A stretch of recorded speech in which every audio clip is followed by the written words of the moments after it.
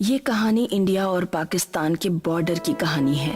Pakistan India में घुसपैठ के जरिए हमेशा की तरह आतंक मचा रहा था, तो इंडियन आर्मी ने 50-50 सैनिकों की टुकड़ी के कई दल बनाए और उन सबको इंटेलिजेंस द्वारा बताए गए पॉइंट्स पर तैनात करने का आदेश दिया।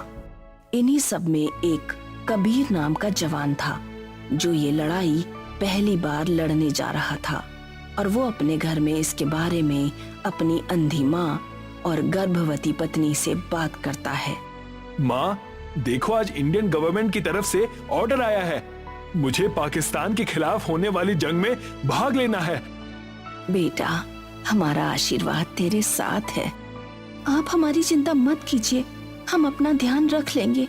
आप बस देश की रक्षा कीजिए। अपनी माँ और पत्नी की तरफ से ऐसा सपोर्ट पाकर कबीर की हिम्मत और बढ़ जाती है और अपना सामान लेकर निकल जाता है। कबीर 50 सैनिकों की एक टुकड़ी के साथ भारत और पाकिस्तान के बॉर्डर पर आर्मी के ट्रक में बैठकर जा रहा था।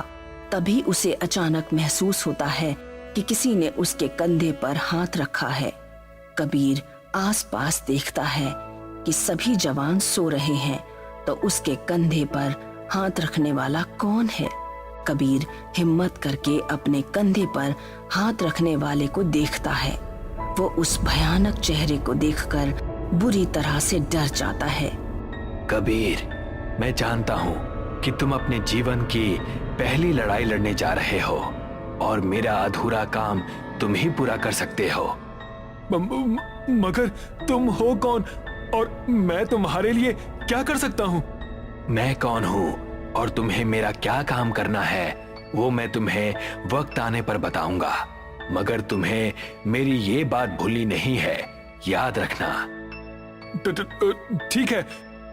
कबीर के इतना कहते ही वो भयानक आदमी वहां से गायब हो जाता है। तभी ट्रक घाटी पर आकर रुकता है और आर्मी के सभी जवान ट्रक से उतरते हैं। कबीर भी ट्रक से उतरता है। घाटी का नजारा देखकर मन ही मन सोचता है, कितनी सुंदर जगह है, यहाँ लड़ाइयाँ क्यों होती हैं? तभी वो आत्मा दोबारा से कबीर के पास आकर उसके कान में कहती है, पाकिस्तान इस जगह के लायक नहीं है और तुम ऐसा कभी नहीं होने दोगे। कबीर उस भयानक चेहरे की तरफ पलटकर देखता है। उसे ये देखकर झटका लगता है कि उस आत्मा का सिर्फ चेहरा कबीर से बात कर रहा है, उस आत्मा का पूरा शरीर नहीं है। कबीर जब तक किसी से कुछ कहता, तभी कमांडो का ऑर्डर आता है। जवान, इंडियन इंटेलिजेंस की तरफ से हमें इसी लोकेशन का ऑर्डर मिला है। ये घाटी जितनी सुंदर है उतनी ही खतरनाक भी है, क्योंकि यहाँ आप सब पर आतंकी कहीं से भी हमला कर सकते हैं। ये जान पाना बहुत मुश्किल होगा और वो कितने हैं ये भी। इसीलिए मुझे आप सभी को अलग अलग टीम्स में डिवाइड करना होगा। Yes sir. वही कबीर के चेहरे पर भी चमक आ जाती है, लेकिन साथ ही साथ उसका ध्यान उस आत्मा पर भी जाता है जो उसके पीछे पड़ गई है, जिसे वो जानता ही नहीं है। तभी कमांडो टीम को डिवाइड करना शुरू करते हैं। 5-5 जवानों की 10 टुकड़ियां तैयार करके घाटी के अलग अलग हिस्सों में भेज दी जाती है।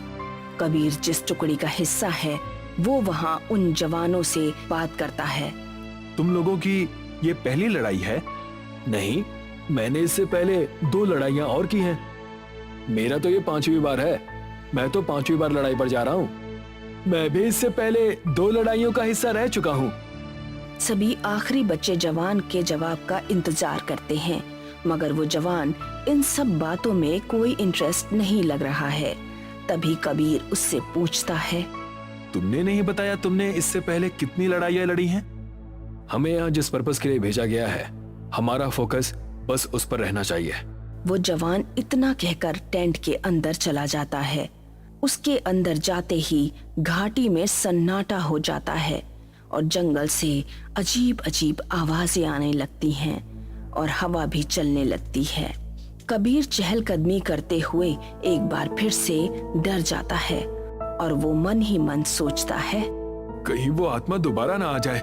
मुझे तो ये भी नहीं पता कि वो मुझसे चाहती क्या है और बार बार मेरे पास ही क्यों आ रही है। क्या मुझे इन लोगों से इसके बारे में बात करनी चाहिए? कबीर घाटी में इधर उधर घूमता हुआ आतंकी गतिविधियां चेक करता है और वो ऐसे करते हुए टेंट से थोड़ा दूर चला जाता है। उसके मन में बहुत कुछ चल रहा है। तभी वो दूर से देखता है कि एक जवान टेंट के बाहर बॉनफायर लगा रहे हैं। वो वापस घूमकर टेंट की तरफ और अपनी टुकड़ी के जवानों के पास जाने लगता है। तभी उसे लगता है कि जैसे उसके पैर पर किसी ने अड़ंगा लगा दिया हो। तभी उसके हाथ को कोई पकड़ लेता है। जब वो देखता है कि किसी की टांग उसके पैर के नीचे आई जिसका शरीर नहीं है, साथ ही जब वो ये देखता है कि उसका हाथ जिस हाथ ने पकड़ रखा है उसका भी शरीर नहीं है, कबीर की सिट्टी पिट्टी गुल हो जाती है। वो जैसे ही अपने साथियों को चिल्लाकर बुलाने लगता है, उसके सामने वो भयानक चेहरा बिना शरीर के झूलने लगता है और वो चेहरा कबीर से कहता है, मैं तुम्हारा यहाँ से बहुत लंबे अरसे से इंतजार कर रहा हूँ। तुम बहुत मुश्किल से मेरी पकड़ में आए हो। मगर मैंने तुम्हारा क्या बिगाड़ा है? कम से कम ये तो बता दो कि तुम कौन हो। बार बार मेरे सामने आने का क्या मतलब है? मैं कौन हूँ और तुमसे क्या चाहता हूँ मैं ये वक्त आने पर बता दूंगा, मगर तुम मेरी और तुम्हारी इस मुलाकात की बात किसी से नहीं करोगे। आत्मा के ऐसा कहते ही कबीर किसी सोच में पड़ जाता है। इसमें सोचने वाली कोई बात नहीं है कबीर। तुम हमारी इस मुलाकात के बारे में किसी से कुछ नहीं कहोगे बस। हाँ, मैं किसी को कुछ नहीं बताऊंगा। आत्मा कबीर की ये बात सुनते ही वहां से गायब हो जाती है। उसके गायब होते ही वो भागकर अपनी टुकड़ी के जवानों के पास जाता है। क्या हुआ कबीर? दुश्मन के होने की कोई संभावना है क्या? क्या हमें कमांडर को इसके बारे में बताना चाहिए? अरे नहीं नहीं, ऐसा कुछ नहीं है। वो तो मुझे लगा कि मैं भटक गया हूँ, इसीलिए भाग कर आया हूँ। कबीर की ये बात सुनकर बाकी के जवान हंसने लगते हैं। कबीर, तुमने तो हमसे सब पूछ लिया कि हमने कितनी लड़ाइयां लड़ी हैं, मगर तुमने अपने बारे में नहीं बताया। ये मेरी पहली लड़ाई है। ओह अच्छा, इसीलिए घाटी में घूमते हुए तुम डर गए कि कहीं खो न जाओ।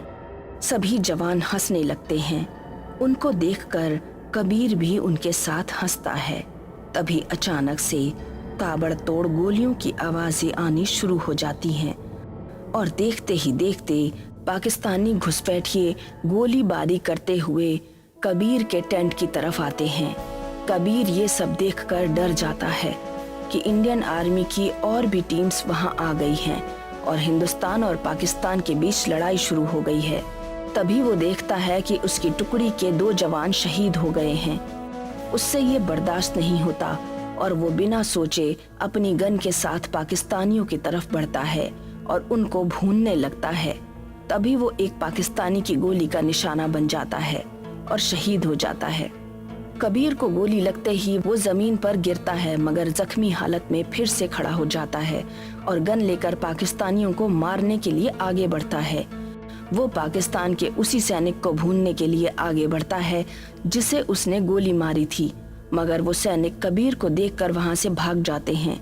कबीर को उस सैनिक की ये हरकत समझ नहीं आती और वो जैसे ही आगे बढ़ता है, पाकिस्तान का एक और सैनिक वहां से भाग जाता है। ऐसा लगातार 2 बार होने पर कबीर को लगता है कि कुछ गड़बड़ है। तभी वो एक आर्मी टैंकर के पास पहुंचकर खुद को देखता है और तब उसे समझ आता है कि वो मर चुका है और अब ये कबीर नहीं बल्कि उसकी भयानक सी दिखने वाली आत्मा है। ये सब क्या हो गया मेरे साथ? मुझे तो पता ही नहीं चला कि मैं मर चुका हूँ और मरने के बाद मैं एक डरावना भूत बन गया हूँ। ये सब लोग मुझे देखकर भाग रहे हैं, लेकिन ये बात तो अच्छी नहीं है, क्योंकि अगर ये लोग मुझे देखकर डर कर भाग जाएंगे तो ये दोबारा से भारत पर हमला करेंगे और ये सिलसिला चलता रहेगा। मुझे ही कुछ करना पड़ेगा।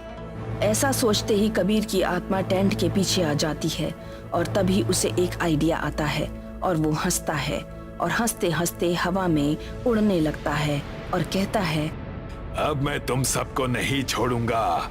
पाकिस्तानियों, बहुत परेशान कर रखा है तुम लोगों ने। इतना कहकर वो हवा में उड़ते हुए पाकिस्तान के सैनिकों को एक एक करके उठा लेता है और खाई में फेंक देता है। वो ऐसा करता रहता है। तभी उसे महसूस होता है कि पाकिस्तानी सेना बहुत बड़ी संख्या में है और वो धीरे धीरे भारतीय सेना को घेर कर उसे खत्म करना चाहती है। वो ये सब सोचता रहता है और पाकिस्तान के सैनिकों को मारता रहता है। तभी उसे एहसास होता है कि कोई और भी उसके साथ हवा में है। वो जैसे ही पीछे पलट कर देखता है, हैरान हो जाता है। वो देखता है कि जो आत्मा बहुत देर से उसको परेशान कर रही थी वो भी उसके साथ पाकिस्तानी सेना का खात्मा कर रही है। अब तो बता दो तुम कौन हो और क्या चाहते हो? तुम्हें अभी तक समझ नहीं आया कि मैं कौन हूँ और क्या चाहता हूँ? जितना मैं समझ पा रहा हूँ शायद तुम एक सैनिक हो। हाँ कबीर, मैं तुम्हारी ही तरह एक सैनिक हूँ जो अपनी पहली लड़ाई में ही शहीद हो गया था। मगर मेरे अंदर का सैनिक अभी तक जिंदा है जो पाकिस्तान को जड़ से खत्म करना चाहता है। मुझे पता था तुम ही वो साथी हो जिसके साथ मिलकर मैं इस काम को अंजाम दे सकता हूँ, और इसीलिए मैं तुम्हें बार बार मेरे होने का एहसास करवा रहा था। कबीर और वो आत्मा पाकिस्तान के सैनिकों को एक एक करके मार रहे थे। तभी पाकिस्तान के एक सैनिक की नजर हवा में उड़ रहे कबीर और उस आत्मा पर पड़ती है। वो सैनिक भागकर अपने कमांडो के पास जाता है और उससे कहता है, जनाब, मैंने अभी अभी हवा में भारत की सेना के 2 सैनिक देखे हैं। दोनों ही बहुत डरावने दिख रहे हैं। क्या बकवास कर रहे हो इमरान? ये भारत पाकिस्तान का युद्ध हो रहा है और तुम्हें यह सब बकवास सूझ रहा है? मगर जनाब, आप मेरी बात तो सुनिए। अगर तुमने एक लफ्ज और कहा तो मैं तुम्हें तुम्हारी ड्यूटी से बर्खास्त कर दूंगा। मगर जनाब, obey my order, that's it. पाकिस्तानी सैनिक बहुत घबराया हुआ होता है। वो अपने बाकी साथियों के पास जाकर उनको ये बात बताना चाहता है। तभी कबीर उसे हवा में उठाता है, खाई में फेंक देता है।